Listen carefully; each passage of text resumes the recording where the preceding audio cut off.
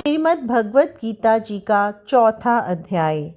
श्री कृष्ण बोले, इस अविनाशी कर्म योग को मैंने सूर्य से कहा, सूर्य ने मनु से कहा और मनु ने राजा इक्ष्वाकु से कहा। इस तरह परंपरा से प्राप्त यह योग सब राजर्षियों ने कहा, परंतु अधिक समय व्यतीत होने से यह लुप्त हो गया। वही प्राचीन योग आज तुमको मैंने बताया है, क्योंकि तुम मेरे भक्त और मित्र हो। यह रहस्य अति उत्तम है।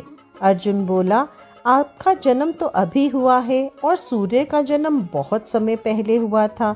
मैं किस प्रकार मानूं कि सूर्य को यह योग आपने बताया था?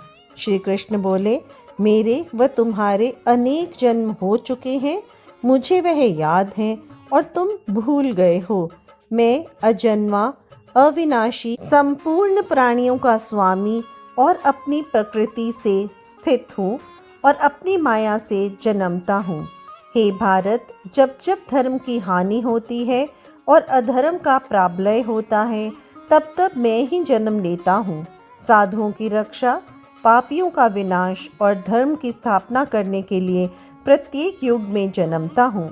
जो मेरे इस अलौकिक जन्म और कर्म का तत्व जानता है, वह मृत्यु होने पर फिर जन्म नहीं लेता और मुझ में लीन हो जाता है।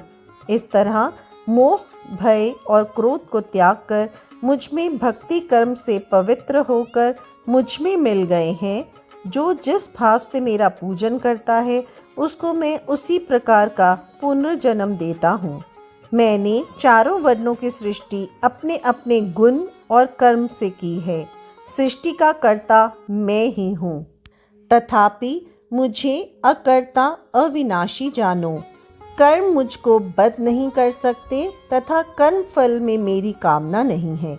इस प्रकार जो मुझको पहचानता है, कर्मों के बंधन में नहीं पड़ता।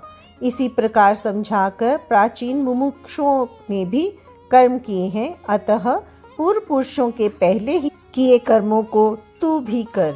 हे अर्जुन, कर्म क्या है और कैसे किया जाता है, इसके विचार में विद्वानों की बुद्धि भी चकरा जाती है। उस कर्म का वर्णन मैं तुमसे करूँगा, जिसके जानने से संसार के बंधन से छुटकर मोक्ष के भागी होंगे। कर्म, विकर्म और अकर्म तीनों का जानना आवश्यक है, क्योंकि कर्म की गति अति गंभीर है। जो कर्म में अकर्म देखता है, वही पुरुष बुद्धिमान है, वही योगी और समस्त कार्यों का करने वाला है। हे अर्जुन, जो कर्म करने में कोई कामना नहीं रखता है और जिसके समस्त कर्म ज्ञान रूपी अग्नि से भस्म निर्मल हो गए हैं, उसको ही पंडित कहते हैं। जो फल की आशा को छोड़कर कर्म करता है और उनमें आसक्ति भी नहीं रखता है तथा निराशे ही सदा संतुष्ट रहता है, ऐसा मनुष्य कर्मों में गिरा रहने पर भी मानो कुछ नहीं करता है। सब कामनाओं को त्याग, मन और आत्मा को वश में कर, संसार प्रपंचों से छूटकर केवल शरीर से काम करते हैं, वे भी कर्म बंधनों से संतापित नहीं होते हैं। दैव योग से जो कुछ मिल जाए, उसी में जो संतुष्ट रहता है, जो हर्ष, शोक आदि द्वंद्वों से मुक्त है तथा किसी से ईर्ष्या द्वेष नहीं करता, कर्म की सिद्धि या असिद्धि में भेद नहीं समझता, वह कर्म करता हुआ भी उससे नहीं बनता। जो फल की इच्छा नहीं रखता, वह वासना से दूर हो गया है। ज्ञान में जिसका मन अचल है, जो यज्ञ के कर्म करता है, वे सब कर्म लुप्त हो जाते हैं। हवन करने का पदार्थ भी ब्रह्म है, आहुति देने वाला भी ब्रह्म है।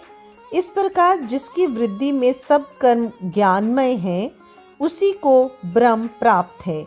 कोई कोई कर्म योगी देवताओं की पूजा करते हैं और कोई कोई ज्ञान योगी ब्रह्म रूप अग्नि में यज्ञ रूप से हवन कर परमात्मा का भजन करते हैं।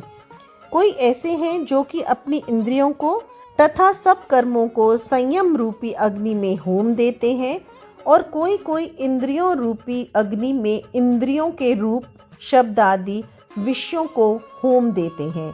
कितने ही लोग इंद्रियों के सब कर्मों को और प्राणों के कर्मों को आत्मज्ञान से प्रज्वलित आत्मा की संयम रूपी अग्नि में होम देते हैं।